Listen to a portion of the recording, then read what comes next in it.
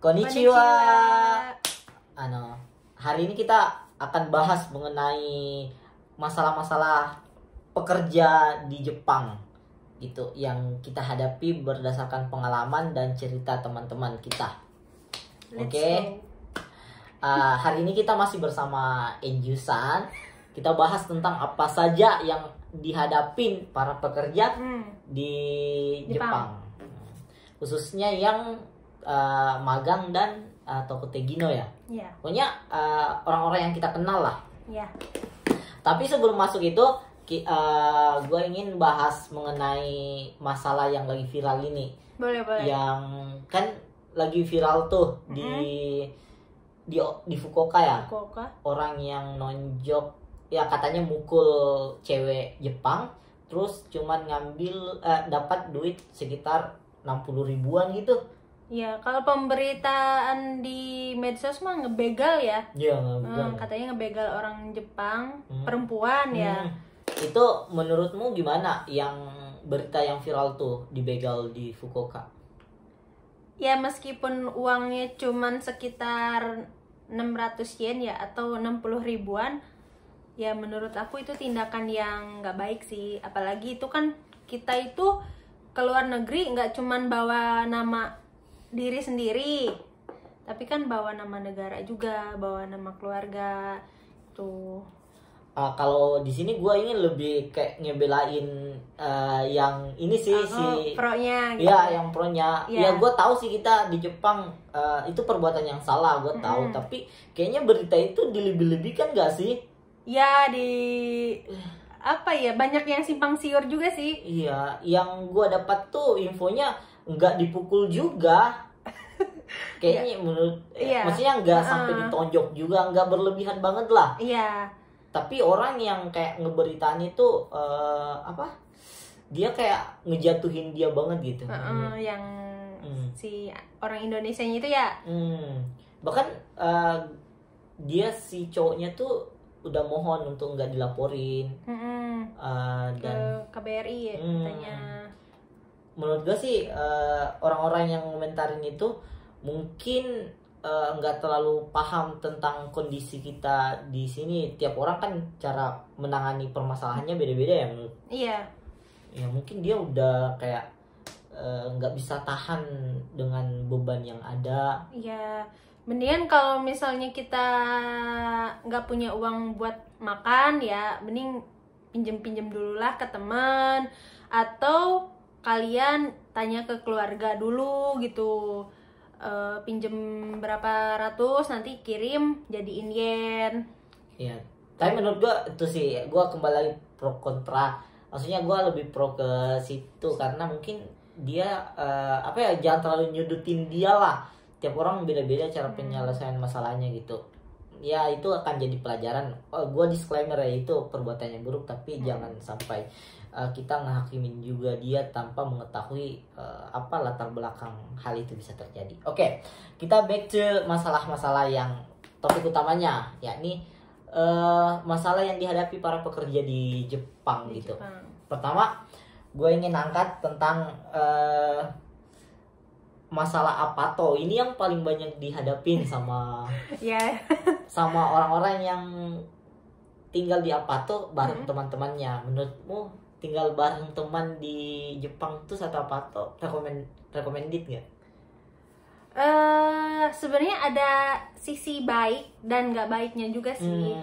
Kalau sisi baiknya kita belajar buat gimana caranya satu rumah itu dengan berbeda-beda sifat, berbeda-beda karakter, kita harus nyesuaiin.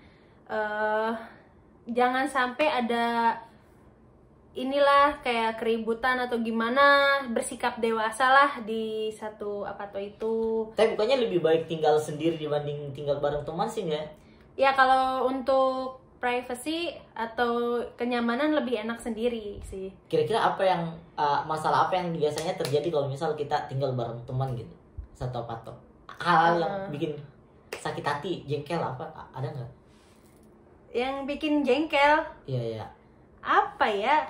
Sebenarnya kalau aku pribadi sih yang bikin jengkel pasti ada aja ya, satu sama lain tuh ada perasaan kayak gitu. Terus aku lihat yang di video-video orang lain juga, nggak cuman yang aku rasain, yang di orang lain tuh banyak yang itu kan kayak masalah cucian baju. Cucian baju kalau udah nyuci tuh nggak langsung dikeluarin. Sepakat. Itu banyak ya. Terus yang kayak abis makan nggak langsung dicuci piringnya. Ya banyak sih kayak gitu ya. Cuman balik lagi ke diri sendiri. Kalau kita terima sikap yang kayak gitu, ya udah gitu, kayak masing-masing gitu, mau ngerjain mau bersihin silakan, kalau enggak ya biarin aja, nunggu orang itu yang ngerjain. Berarti hal-hal itu yang biasanya bikin masalah ya. Tapi kalau lu sendiri hadapin itu gimana? Diam aja atau nyampein langsung? Kalau masalah kita lihat orang lainnya juga sih.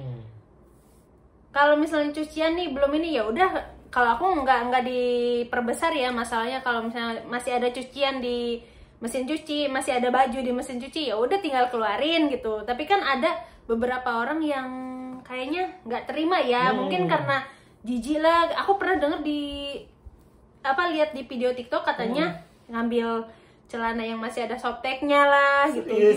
Serius, aku pernah lihat videonya, nggak tahu sih itu video dari mana ya. Jadi itu softtek ada di dalam celananya. Iya. Terus belum lagi katanya itu ada celana dalam cowok juga gitu di mesin cucinya. Makanya ya mungkin itu ada beberapa orang yang nggak terima. Kalau aku sih waktu itu ya alhamdulillah temennya nggak yang neko-neko ya. Ya udah, kalau tinggal keluarin aja, nggak ada yang masalah softtek atau celana dalam cowok, nggak ada, alhamdulillahnya. Gitu. Jadi dibikin simple aja gitu, nggak harus yang langsung ngejudge orangnya, ini kamu kalau habis nyuci keluarin gini-gini, enggak. Yang penting itulah, biar kita saling ya ngerti. Mungkin dia orangnya capek. Kalau di tempatku yang dulu tuh di Apato yang dulu tuh cekcok juga dengan teman Apatoku kan. Aku tinggal bertiga. Aku cekcok kan, mereka nggak menurut gua nggak sesuai hal yang gua inginin ya. Gua egois juga, tapi ini kan kebersihan itu kita fasilitas bersama, kita pakai bersama. Kayak cucian piring juga, cucian baju tuh kayak seperti yang lu bilang, kayak emang kadang ada orang-orang yang agak tolol gitu, nggak ngerti cara tinggal bersama. Makanya tuh kalau gue pribadi lebih nyaranin untuk tinggal sendiri kalau di Jepang. Lebih better ya. Ya, kalau tinggal sendiri enaknya ya itu sih, kita mau menjaga privacy atau kebersihan, ya udah terserah kita, orang kita tinggal sendiri. Kira-kira minimal ya waktu libur ya bersih-bersih gitu aja. Ada saran nggak, kayak misal kan rata-rata yang ke Jepang tuh kita nggak bisa milih untuk tinggal sendiri ya. Kira-kira ada saran nggak kalau misal tinggal bareng tuh harus ngapain gitu? Kalau kemarin sih ada ya yang kayak dibikin jadwal piket gitu. Itu temen aku yang ininya yang ngide lah. Berarti harus ada satu orang yang jadi leader di satu rumah. Nggak leader juga ya. Maksudnya kayak yang bersuara gitu. Yang bersuara. Itu bagus sih dibikin jadwal piket. Tapi ya nggak cuma dibikin doang ya, tapi ya minimal dilakuin gitu. Meskipun nggak semuanya, tapi yang poin pentingnya kayak bersihin ruangan yang kita tuh setiap hari pakai bersama, itu haruslah. Berarti kita kalau tinggal bareng tuh harus bikin peraturan dari awal ya? Iya. Terus kita harus batasin privasi masing-masing nggak sih? Iya. Jadi itu sarannya kalau misal nggak bisa tinggal sendiri, tapi kalau misal bisa tinggal sendiri, lebih baik tinggal sendiri, bayar lebih mahal nggak apa-apa, asal tinggal sendiri. Itu saranku sih kalau dari saya. Benar. Terus apalagi ya menurutku tuh, terus biaya-biaya pembayaran di Jepang tuh banyak nggak sih? Kayak misal biaya hidup. Iya, biaya hidup lumayan ya. Pajak tinggi ya? Iya, pajak tinggi. Kayak potongan tuh bisa sampai 7 mang ya Ya, per bulan waktu itu. wah sampai 7 mang tuh Iya. pajaknya. Misal gaji kita tuh cuma 17 juta, potongannya bisa sampai berapa kira-kira kisaran? 17 atau 15 juta? Tergantung ya, tergantung daerah masing-masing gitu. Terus kalau semakin besar gaji kita, ya semakin besar juga pajak yang harus dibayar gitu. Berarti, tapi kalau misal untuk makan doang nih di Jepang kisaran berapa umumnya sih? Kalau aku awal-awal tuh berasa hemat banget sih, soalnya kan belum kerja, belum dapat penghasilan. Itu pernah aku sebulan tuh 2 mang. 2 mang doang? Makan doang ya. Makan jajan lah. Gitu, enggak yang jalan-jalan kemana. Nah, makin kesini 5 mang. 5 mang itu udah buat jalan-jalan, udah keluar gitu. Meskipun kayak sepedahan terus mampir ke tempat apa jajan, makan gitu. 5 mang lah bisa. Wah, banyak juga ya ternyata. Wah, ya. Gajinya yang Ya belum kan cewek tuh beda ya, Iya, beda ya. skincare, body care, gitu ya. make up. Jadi cewek banyak pengeluarannya di situ juga Situ. biaya. Tapi kan kalau cowok katanya di rokok kan. Syukurnya gue nggak ngerokok sih. Ya di apa lagi? Jangan sampai lah ya Ichiban. Isi mang goseng. Goseng, jangan Enggak. itu. Nyari yang gratisan? Enggak, canda. Parah emang. Oke, selanjutnya gue ingin bahas tentang ini kita kan ke Jepang tuh harus tergantung visanya ya. Tapi gue di sini ingin bahas tentang visa TG sama visa Jisusei, visa magang gitu. Kira-kira beda mana sih? Lebih baik mana kalau visa Tokotegino atau visa magang? Lebih baik mana? Kalau pengen cepet berangkat, ya magang. Magang tuh cuman belajar sampai bab 25 aja, terus bisa ikut matching job gitu. Bisa langsung berangkat cepet lah gitu dibanding TG. TG lama lumayan, tapi persiapannya lumayan matang lah gitu. Ujian, terus bahasanya bener-bener, kaiwannya juga diasah gitu. Gua enggak juga pas sih. mensesu itu harus kan minimal gitu. Pas mensesu tuh kita tahu mereka nanya apa, kita harus jawab apa gitu. Coba gua kontra ini. Bahasa gua kacau sih. Bisa dibilang buruk lah. Enggak juga. Gue cuman menang di lulus ujian doang tuh, lulusnya cuman beberapa. Ya kalau misal lulus interview ya, kamu bisa jawab itu ya masih bisa lah itu. Iya sih. Kaiwannya masih bagus, kalau bisa jawab masih bagus. Gue goblok sih sebenarnya, sumpah gue modal beruntung sih ke Jepang, sumpah. Berarti tapi kerugian, maksudnya kelemahan dari Jisusei apa sih dibanding TG? Kelemahan Jisusei apa ya, nggak bisa pindah kerja. Di Ah. kontrak ya. Hmm. Jadi selama misal kayak 3 tahun kita tuh nggak boleh kemana-mana, harus tetap di satu perusahaan itu. Terus tapi katanya bisa sih resign. Terus kita persiapan ujian SSW dulu, jadi pindah ke TG gitu. Oh, Katanya berarti kita bisa. resign dulu. Cuman aku pernah dengar dari ini, resign dulu, ngajuin dulu. Berarti TG bisa ke pindah kumianya. perusahaan kan? Bisa pindah perusahaan. Kalau TG bisa. Dan juga gue dengar tuh, kalau gue pendapat tuh lebih baik TG dibanding Jisusei. Gue perdalam karena kita terlanjur belajar bahasa Jepang, kenapa nggak langsung milih TG sih dibanding Jisusei gitu menurutku. Dan mungkin banyak orang yang nggak tahu tentang TG sama Jisusei asal berangkat ke Jepang. Menurut gue tuh, gue mau jelasin dulu, kayak kalau Jisusei itu bukan gue ngejatuhin, tapi kalau misal baru mau belajar mending langsung pilih magang, karena kalau misal ada dan TG tuh bisa pulang nggak ke Indonesia? Bisa.